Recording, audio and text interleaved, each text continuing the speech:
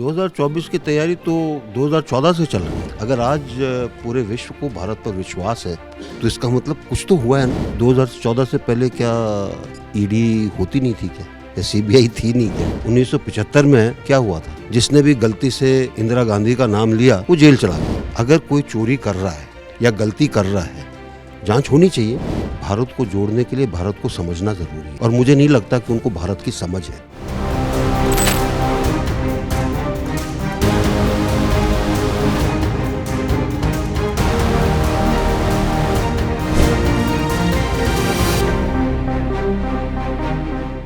हाय, मेरा नाम है सृष्टि। आप देख रहे हैं एबीपी लाइव का खास शो 2024 की बारी कितनी तैयारी। और आज इस शो में खास मेहमान मौजूद है हमारे साथ।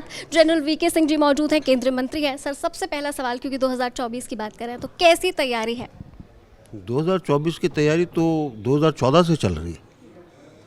जो काम किए गए हैं उसका नतीजा 19 में मिला और उन कामों की गति और बढ़ी।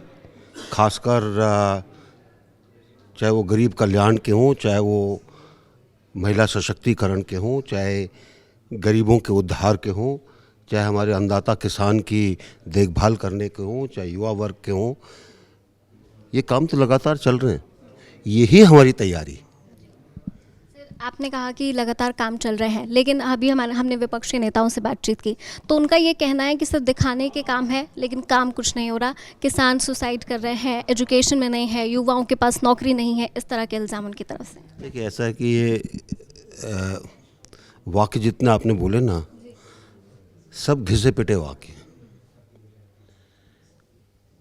रोजगार दो तरह का होता है, एक ऑर्गेनाइज सेक्टर होता है, एक अनऑर्गेनाइज सेक्टर होता है। सरकारी नौकरी जो है वो ऑर्गेनाइज सेक्टर में आती है, गैर सरकारी नौकरियां अनऑर्गेनाइज सेक्टर में आती हैं। पूरी दुनिया का अगर हम हिसाब लगाएं, ज़्यादा से ज़्यादा 5% लोग ऑर्गेनाइज सेक्टर में होते हैं, बाकी सब अनऑर्गेनाइज सेक्टर में होते हैं। अब आप रोज़गार को ये मानकर चलें कि जी सरकारी नौकरी नहीं है, सरकार में तो सीमित है ना नौकरियां। लेकिन अगर रोज़गार उपार्जन की योजनाएं आती हैं, उसको क्या कहेंगे आप?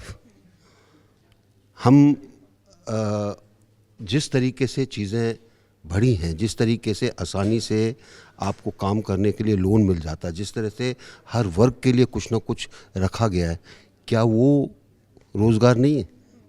अगर मोदी जी कहते हैं कि मैं, पहले उन्होंने 1 करोड़ बोला था, अब 2 करोड़ और उन्होंने जोड़ दिए, 3 करोड़ ड्रोन दीदी बनाऊंगा। ये जो दीदियाँ जो ड्रोन के बारे में सीखेंगी सेल्फ हेल्प ग्रुप में, क्या वो रोज़गार नहीं है? या अगर स्वनिधि योजना के नीचे लोन लेकर एक खोमचे वाले ने अपने खोमचे की जगह दुकान बना ली और उसके अंदर 5 आदमी और रखे, क्या वो रोज़गार नहीं है? अगर जो बढ़ रहे हैं हमारे सेक्टर्स इंफ्रास्ट्रक्चर के अंदर, उसमें जो काम मिल रहा है वो रोज़गार है कि नहीं? या प्राइवेट सेक्टर जब बढ़ रहा है उसमें रोज़गार है कि नहीं? तो ये विश्लेषणात्मक नहीं है जो बोला जा रहा है। इसी तरीके से अगर आप देश का हाल 14 से पहले के देखिए, अब आज कंपेयर करिए। आज कितने संपर्क मार्ग हैं, चाहे गांव की सड़क हो, चाहे शहर की सड़क हो, चाहे शहरों के बीच की सड़क हो, इंटरस्टेट हो, चाहे पोर्ट की कनेक्टिविटी हो। बढ़ा है कि नहीं बढ़ा? अगर तब तक सिर्फ 70 हवाई अड्डे थे, आज 149 है। इसमें जो काम करेंगे, क्या वो रोज़गार नहीं मिला है क्या? तो ये, इसको अगर ठीक नज़रिए से देखा जाए तो पता चलता है कि चीज़ें बढ़ी हैं आगे। अगर आज पूरे विश्व को भारत पर विश्वास है तो इसका मतलब कुछ तो हुआ है ना। एक सवाल, एक और आरोप जो विपक्ष की तरफ से लगातार आता है कि भारतीय जनता पार्टी जो एजेंसीज हैं उनका गलत इस्तेमाल करती है, चाहे ईडी हो, चाहे सीबीआई, और सिर्फ विपक्ष के नेताओं को ही टारगेट करती है। क्या कहेंगे? 2014 से पहले क्या ईडी होती नहीं थी क्या, या सीबीआई थी नहीं क्या? या 1975 में क्या हुआ था? जिसने भी गलती से इंदिरा गांधी का नाम लिया वो जेल चला गया। वो क्या था? क्या भारतीय जनता पार्टी ने वैसा किया? अगर कोई चोरी कर रहा है या गलती कर रहा है, जांच होनी चाहिए, उसके करप्शन पे रोक लगनी चाहिए। और जब तक वो रोक नहीं लगेगी, और उसके लिए एजेंसी हैं, अपने कानून के हिसाब से काम कर रही हैं। अब केजरीवाल जी को 3-4 नोटिस दे दिए उन्होंने, अब नहीं जाएंगे तो उनको पकड़ के ले जाना पड़ेगा ना। सर क्योंकि मैं विपक्ष की बात कर रही हूँ, भारत जोड़ो न्याय यात्रा लेकर राहुल गांधी निकले हुए हैं। पहले भी भारत जोड़ो यात्रा लेकर निकले थे और लगातार वो यही कह रहे हैं कि भारत जोड़ने का हम और न्याय दिलाने का हम काम कर रहे हैं। तो आपको लगता है कि राहुल गांधी को इस यात्रा की ज़रूरत है? देखिए, भारत को जोड़ने के लिए भारत को समझना ज़रूरी है, और मुझे नहीं लगता कि उनको भारत की समझ है। सिर्फ जो उनके सलाहकार हैं, जो उनको बोलते हैं, अगर वो उसी को सही मानकर चलते हैं तो भारत को नहीं जानते हैं। और मैं आपको उन्हीं के चीज़ को पीछे ले जाता हूँ। एक मीटिंग के अंदर अजय माकन समझा रहे थे कि कितना अच्छा कानून है, ठीक है, जो कि उस दिन पास हुआ था।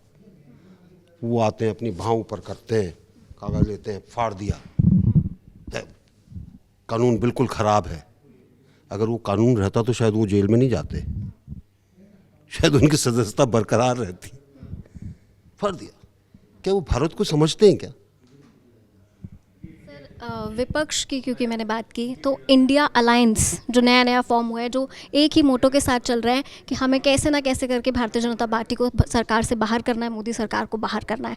तो कहीं ना कहीं अभी हमने देखा कि अलायंस टूटते हुए भी नजर आया। आपको लगता है बरकरार रहेगा और भारतीय जनता पार्टी को कॉम्पिटिशन दे पाएंगे 2024 चुनाव में? पहली चीज़ तो हमको उनके लिए इंडिया का शब्द ही नहीं इस्तेमाल करना चाहिए। वो I.N.D.I.A अलायंस है, इंडिया अलायंस है।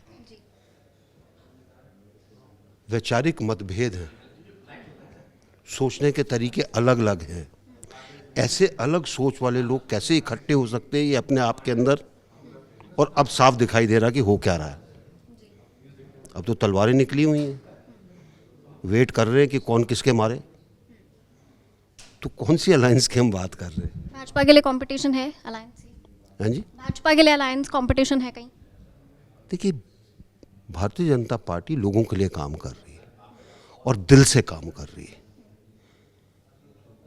अगर आप भारतीय जनता पार्टी के किसी भी कार्यकर्ता को लेंगे, वो बैठकर जो आपको इस अलायंस के लोगों के अंदर मिल जाएगा, वो उसके ऊपर नहीं है। उसको स्पेसिफिक काम मिला हुआ है, स्पेसिफिक काम को कर रहा है और लोगों के अंदर पहुंचकर उनकी समस्याओं का हल निकाल रहा है। तो इसलिए हमारे लिए जनता का विश्वास जीतना उतना मुश्किल काम नहीं है। तब अलायंस हो या ना हो कोई फ़र्क नहीं पड़ता। सर विपक्ष को कोई नसीहत देना चाहेंगे चुनाव के से पहले? नहीं, कोई नसीहत देनी नहीं चाहिए। नसीहत देने से जो है लोगों को समझ में आती नहीं है बात। फिर वो कहते हैं जी आप हमको गाली दे रहे हो। अच्छी बात आजकल किसी को पसंद नहीं आती है। अच्छी बात तो ये है कि उनको विचार मंथन करना चाहिए और देश की प्रगति के अंदर बाधक बनने की जगह उसके अंदर सम्मिलित होना चाहिए ताकि देश को आगे ले जा सके। सर एक आखिरी सवाल, बिहार में जो कुछ हुआ अभी हाल फिलहाल में, नीतीश कुमार का इधर आना उधर जाना, इधर आना उधर जाना, क्या वाकई भाजपा की मजबूरी है या कितने ज़रूरी हैं? देखिए, नीतीश जी ने खुद कहा है वो तो बदली नहीं हुए, विपक्ष बदली हो गया, वो क्या कर सकते हैं। मैं तो उन्हीं के शब्द दोहरा रहा हूँ।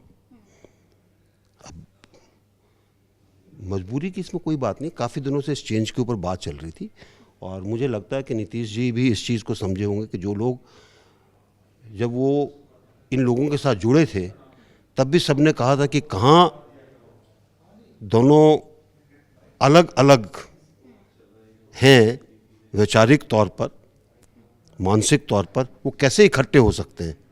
तो वो सामने आ गया, वो इकट्ठे हो ही नहीं सकते थे। सर 2025 में जब दोबारा विधानसभा चुनाव होंगे तो क्या नीतीश कुमार के साथ भाजपा लड़ेगी बिहार में? 2025 आने तो पता नहीं क्या होता है। विपक्ष तब तक फिर बदल जाए तो हम क्या करेंगे। बहुत बहुत शुक्रिया सर आपका। तो हमारे साथ थे जनरल वीके सिंह। आपने सुना कि 2024 के लिए कैसी है तैयारी। देखते रहिए एबीपी लाइव।